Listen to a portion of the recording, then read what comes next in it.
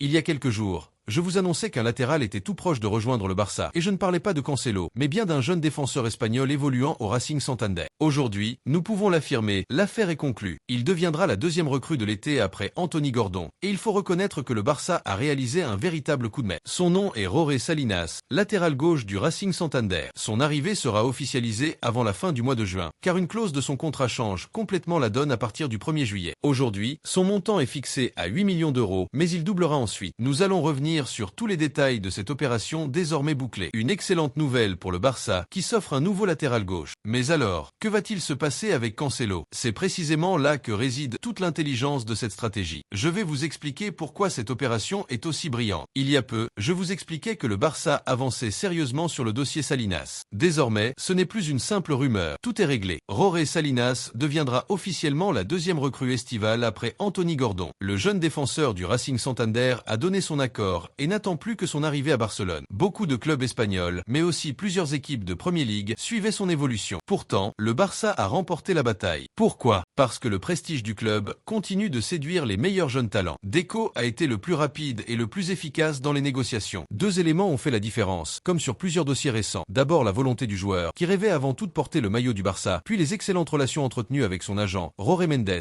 qui s'est récemment rendu à Barcelone avant de poursuivre les discussions à Santander afin de finaliser tous les détails. La combinaison entre le désir du joueur et un agent influent continue d'être une arme très efficace pour le Barça sur le marché des transferts. Mais le plus impressionnant dans cette opération concerne son prix. C'est là que le club a réalisé un véritable chef-d'œuvre. Aujourd'hui, la clause libératoire de Roré Salinas est fixée à seulement 8 millions d'euros. Pourquoi un montant aussi faible? Tout simplement parce que, même s'il était titulaire avec l'équipe première du Racing et qu'il a participé à la montée en première division, il possédait toujours un contrat de joueur de la réserve. Officiellement, sa clause correspond donc encore à celle d'un joueur de l'équipe B. C'est précisément pour cette raison que le Barça s'est empressé de conclure l'accord, car cette clause de 8 millions n'est valable que jusqu'au 30 juin. Dès le 1er juillet, elle passera automatiquement à 16 millions d'euros. Deco a donc estimé qu'il fallait agir immédiatement afin d'éviter de payer le double quelques jours plus tard. Voilà pourquoi les dirigeants catalans ont accéléré les négociations ces derniers jours. Le Barça ne souhaite toutefois pas forcément lever directement la clause. Les dirigeants espèrent parvenir à un accord avec le Racing Santander, avec lequel les relations sont excellentes, afin de réduire le coût du transfert en incluant éventuellement le prêt d'un ou plusieurs jeunes de la Masia. Plusieurs profils pourraient entrer dans cette discussion, comme Jean Virgili, qui pourrait poursuivre son développement dans ce type de club, ou encore Tony Fernandez, dont le niveau semble désormais supérieur à celui de l'équipe réserve. D'autres jeunes pourraient également être concernés si cela permet de satisfaire les deux clubs. C'est d'ailleurs une stratégie que le Barça cherche de plus en plus à développer. Entretenir de bonnes relations avec des clubs de niveau inférieur permet d'offrir du temps de jeu aux jeunes talents tout en aidant ces équipes à rester compétitives. Tout le monde y gagne. À mes yeux, cette opération mérite d'être saluée tant elle a été intelligemment menée. Elle confirme tout ce que nous évoquions ces dernières semaines. Les recruteurs du Barça ont identifié un latéral gauche capable également d'évoluer dans l'axe de la défense, doté d'un énorme potentiel. Ils ont ensuite étudié en détail sa situation contractuelle avant de profiter de cette opportunité pour conclure son transfert à un prix extrêmement intéressant. Tout cela n'aurait pas été possible sans cette fameuse clause liée à son statut de joueur de la réserve. C'est le résultat d'un énorme travail de veille et d'analyse des contrats. Le Barça a parfaitement su exploiter les moindres détails administratifs pour réaliser un recrutement intelligent et économique. Dans la situation financière actuelle du club, ce sont précisément ce type d'opérations qu'il faut privilégier plutôt que des transferts spectaculaires extrêmement coûteux. Avec le temps, ces recrutements discrets pourraient bien s'avérer beaucoup plus précieux que certains grands noms. La direction sportive cherche désormais à détecter les futurs grands talents avant que leur valeur n'explose. Au lieu de payer un joueur 50, 60 ou même 100 millions d'euros quelques années plus tard, le Barça tente de le recruter lorsqu'il vaut encore seulement quelques millions. Avant de poursuivre, j'aimerais d'ailleurs vous poser une question. Connaissez-vous Roré Salinas? Avez-vous déjà eu l'occasion de le voir jouer? Y a-t-il parmi vous des supporters du Racing Santander capables de nous dire ce qu'ils pensent de lui, de son potentiel et surtout s'ils estiment qu'il possède déjà le niveau nécessaire pour intégrer l'équipe première du Barça? Parce qu'en préparant cette vidéo, j'ai pris le temps d'étudier tous les détails de cette opération, les clauses, les dates et les différentes conditions du contrat. Et je peux vous dire qu'il y a un élément très important que beaucoup n'avaient pas remarqué, un détail qui change complètement la manière de voir ce transfert. Ce détail est justement ce qui rend cette recrue encore plus intéressante qu'elle n'en a l'air. Roré Salinas n'est pas simplement un jeune latéral prometteur. À seulement 19 ans, il est considéré comme l'un des grands artisans de la montée du Racing Santander en première division. Formé au club, il a disputé 33 rencontres cette saison et délivré cette passe décisive. Des statistiques remarquables pour un défenseur. Cette année, il a principalement évolué comme latéral gauche, mais dans les équipes de jeunes, il jouait très souvent comme défenseur central gauche. C'est un aspect particulièrement intéressant, car le Barça recherche justement un joueur capable d'occuper ces deux postes. Sa polyvalence représente un véritable atout. Son profil rappelle celui de Gérard Martin, qui est avant tout un latéral, mais peut également dépanner dans l'axe. Salinas est également international espagnol chez les moins de 19 ans et fait partie des joueurs régulièrement appelés avec la sélection. Il possède toutes les qualités du défenseur moderne, rapide, solide, capable d'apporter offensivement et très à l'aise avec le ballon. Mais il existe une information capitale qui explique pourquoi il a choisi le Barça malgré l'intérêt de nombreux autres clubs. Le projet présenté par la direction sportive est très clair. Jorge Salinas effectuera la préparation estivale avec l'équipe première sous les ordres de Hansi Flick. Et surtout, son recrutement est destiné à renforcer directement l'effectif professionnel. Il ne s'agit pas d'un transfert pour l'équipe réserve. C'est un joueur qui rejoindra officiellement le groupe de la première équipe dès la saison prochaine. C'est précisément cette garantie qui a convaincu le jeune Espagnol d'accepter la proposition du Barça. Il aura immédiatement l'occasion de se battre pour une place au sein de l'effectif de Hansi Flick, un rêve que pratiquement tous les jeunes joueurs souhaitent réaliser. Cette décision montre également à quel point le Barça croit en son potentiel. Les dirigeants ne le considèrent pas comme un simple pari pour l'avenir ou comme un joueur destiné à patienter plusieurs saisons avec la réserve. Ils estiment qu'il peut apporter quelque chose dès maintenant, ou du moins très rapidement. Personnellement, j'apprécie énormément ce type de recrutement. Ce sont souvent des joueurs qui arrivent dans la discrétion, sans faire énormément de bruit, mais qui peuvent finalement devenir des éléments essentiels de l'équipe. On parle ici d'un jeune talent espagnol, international dans les catégories de jeunes, déjà expérimenté grâce à une saison pleine et à une montée en première division, capable d'évoluer à plusieurs postes et recruté pour un coût relativement faible. En plus de cela, il arrive avec une énorme motivation et l'ambition de gagner sa place au plus haut niveau. Tout laisse penser que le club est convaincu de son explosion prochaine. Il ne s'agit donc pas d'un simple bouche-trou ni d'une promesse lointaine, mais d'un joueur jugé suffisamment prêt pour intégrer immédiatement la concurrence au sein de l'effectif professionnel. Bien sûr, il faut garder les pieds sur terre. Être inscrit avec l'équipe première ne signifie pas qu'il sera titulaire dès son arrivée. À seulement 19 ans, il devra encore progresser, mais durant la préparation estivale, il bénéficiera d'un véritable statut de joueur de l'équipe première et pourra directement rivaliser avec Alejandro Balde pour gagner du temps de jeu. C'est justement là que la situation devient encore plus intéressante, car l'arrivée de Salinas intervient dans un secteur déjà très chargé. Nous avons Balde, qui reste le titulaire naturel au poste de latéral gauche. Le Barça continue également de travailler sur le dossier Joao Cancelo, qui dispute actuellement la Coupe du Monde des clubs et demeure une priorité après ses bonnes performances. Cependant, un transfert définitif nécessitera encore des négociations avec son club. À cela s'ajoutent Jules Koundé, Eric Garcia, Gérard Martin, ainsi que plusieurs jeunes comme Xavi Espa, Joffre Torrent ou encore Hector Fort, qui revient de son prêt à Elche. Cela représente énormément de joueurs pour seulement 2 postes de latéral. Et lorsqu'un effectif compte autant de candidats à la même position, une chose devient évidente. Il y aura forcément des mouvements durant ce mercato. Tout le monde ne pourra pas rester. Mon analyse est donc la suivante. Le Barça souhaite recruter Salinas tout en poursuivant les discussions pour Cancelo, alors que Balde est déjà présent. Cela signifie que certains joueurs pourraient quitter le club, tandis que d'autres partiront probablement en prêt afin de poursuivre leur développement. Des jeunes comme Xavi Espar ou Joffre Torrent pourraient être envoyés dans d'autres équipes pour accumuler du temps de jeu. Quant à Hector Fort, même s'il revient de prêt, il participera lui aussi à la préparation estivale, et son avenir dépendra de ses performances. Il n'est pas impossible non plus qu'un départ plus important intervienne si une belle opportunité se présente. Ce qui ressort de tout cela, c'est que le Barça semble reconstruire progressivement son secteur défensif avec une stratégie bien réfléchie. Recruter de jeunes joueurs talentueux, gérer intelligemment les départs et renforcer durablement le poste de latéral gauche. Une véritable gestion d'effectifs sur le long terme. Une chose est certaine, l'arrivée de Jorge Salinas ne marque pas la fin du dossier des latéraux au Barça. Au contraire, elle ne fait que lancer un mercato qui pourrait encore réserver plusieurs surprises. Passons maintenant à quelques-unes de vos questions, comme à chaque vidéo. Continuez d'ailleurs à laisser vos avis et vos interrogations dans les commentaires, toujours avec respect, car j'aime lire vos réactions et y répondre. L'une des questions qui revient souvent concerne Piero Hincapié. Certains se demandent si le Barça pourrait tenter de le recruter et s'il représenterait un renfort idéal pour la défense. Je partage votre admiration pour ce joueur. À mes yeux, Hincapié fait aujourd'hui partie des meilleurs défenseurs centraux au monde. Cependant, il faut être réaliste. Son arrivée au Barça semble extrêmement improbable à l'heure actuelle. Bien sûr, comme pour beaucoup de grands joueurs, le club apprécie son profil, mais cela ne signifie pas qu'il existe une réelle volonté ou une possibilité de conclure une telle opération dans les conditions actuelles. Une autre question concerne Nico Schlotterbeck. Plusieurs d'entre d'entre vous estiment que sa clause pourrait représenter une belle opportunité. C'est un joueur que j'apprécie également énormément. Néanmoins, les dernières informations en provenance d'Allemagne indiquent que sa situation est assez complexe au Borussia Dortmund. Le Barça avait étudié son profil par le passé, mais aujourd'hui il ne figure plus parmi les priorités de la direction sportive. De plus, tout laisse penser que le Real Madrid avance sérieusement sur ce dossier. Et selon plusieurs médias allemands, le joueur lui-même donnerait actuellement sa préférence au club madrilène. Autre sujet très commenté, la situation de Julián Alvarez. Beaucoup pensent qu'il devrait prendre la parole publiquement afin de clarifier sa position. Je suis totalement d'accord avec cette analyse. Je l'avais déjà expliqué dans une précédente vidéo. Tôt ou tard, Julián devra probablement s'exprimer devant les médias. Pourquoi? Parce que la stratégie de l'Atlético Madrid semble très claire. Le club ne souhaite pas simplement vendre son joueur. Il veut surtout faire croire à ses supporters que ce départ est uniquement le choix du joueur. L'objectif est de pouvoir dire « Nous avons été contraints de le vendre parce qu'il voulait partir », plutôt que d'admettre que les 150 millions d'euros proposés représentent surtout une opportunité financière exceptionnelle. C'est une manière de protéger son image auprès des supporters tout en justifiant une éventuelle vente. Avant de terminer cette vidéo, je voudrais vous poser une dernière question, car votre avis m'intéresse énormément. Que pensez-vous de cette nouvelle stratégie de recrutement du Barça? Préférez-vous voir le club miser sur de jeunes talents prometteurs, recruter à des prix raisonnables grâce à une excellente anticipation et à une gestion intelligente des contrats? Ou au contraire, estimez-vous que le Barça doit absolument investir sur de grandes stars pour espérer retrouver rapidement les sommets européens et remporter de nouveau la Ligue des Champions? Vous connaissez déjà mon opinion. Personnellement, j'apprécie énormément ce type de recrutement discret mais réfléchi. Je suis convaincu que ces jeunes joueurs, recrutés avant que leur valeur n'explose, peuvent devenir les piliers du Barça de demain. Maintenant, c'est à vous de me dire ce que vous en pensez dans les commentaires. Merci à tous d'avoir regardé cette vidéo jusqu'au bout. Si ce contenu vous a plu, pensez à laisser un gros like, à vous abonner à la chaîne et à activer les notifications pour ne manquer aucune des prochaines informations autour du Barça. À très bientôt pour une nouvelle vidéo.